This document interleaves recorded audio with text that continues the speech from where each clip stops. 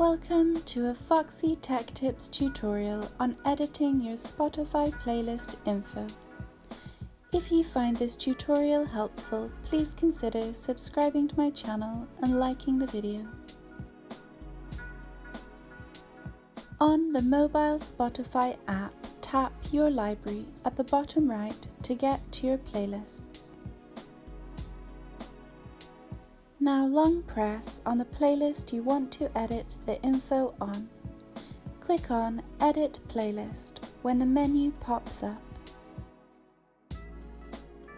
From here you can edit the playlist name and you can also reorder and delete songs.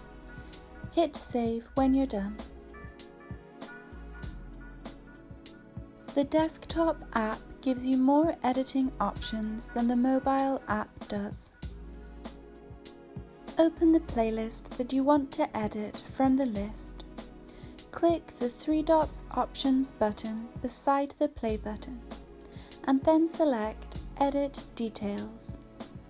Alternatively, you can click the playlist cover photo to edit the playlist details. From here, you can edit the cover photo, title and description for your playlist. Click on the cover photo to change it.